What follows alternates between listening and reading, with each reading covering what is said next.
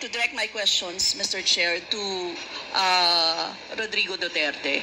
Mr. Chair, noong October 28, sinabi ni dating Pangulong Duterte, under oath, sa harap ng Senado, and I quote, I and I alone take full legal responsibility sa lahat na nagawa ng mga pulis.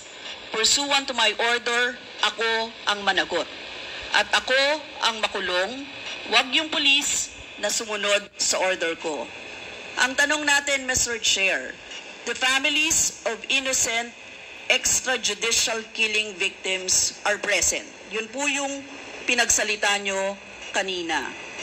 So can the former president look them in the eyes and say once more that he takes full legal responsibility for the deaths of their loved ones, Mr. Chair?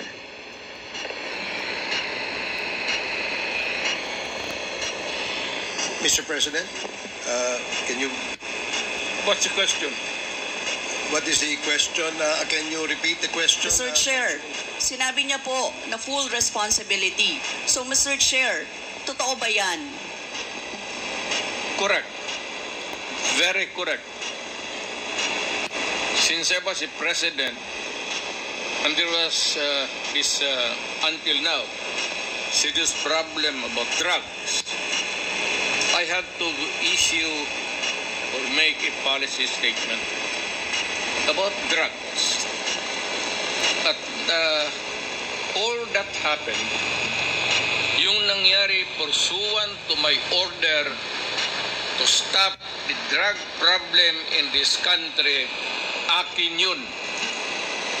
Akin yun.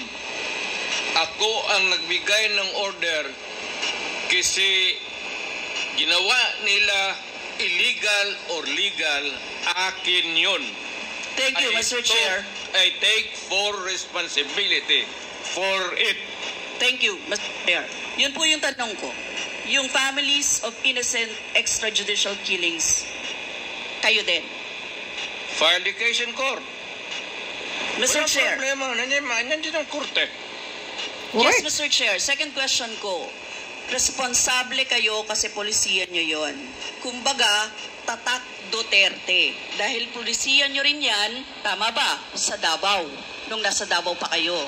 Tama ba na tawagin po itong Davao model or Davao style?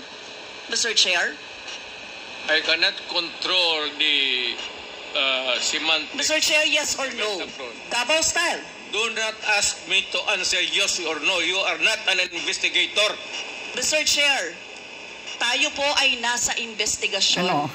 Yes, Sigawan you ka. are not an investigator. Why are you asking me to answer Mr. yes Chair, or no? tinatanong ko lang na... Point of order. Suspended.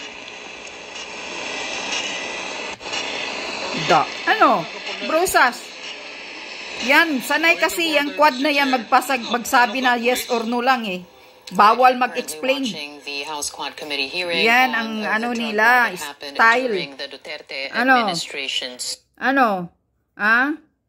Nasigawan ka. Brusas. Style nyo kasi yan. One ano kasi kayo eh. One script lagi eh.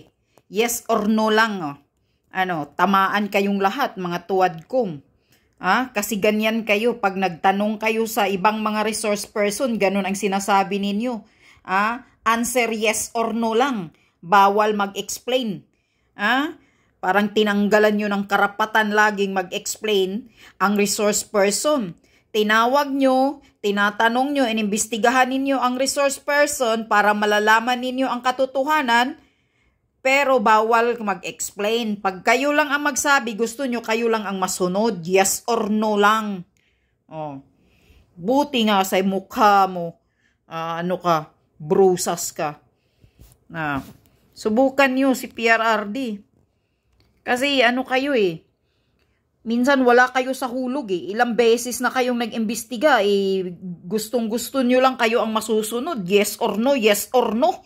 Parang mga investigator. Yun lang ang gusto nilang marinig na sagot sa resource person. Pinagbabawalan kung mag-explain. Kaya itong investigasyon na to, tama nga. Na pagmumurahin kayong lahat ni PRRD. Ganito kayo ka mga ano kasi minsan eh. Nakakagigil kayo. Yan ang dapat sa iyo, brusas.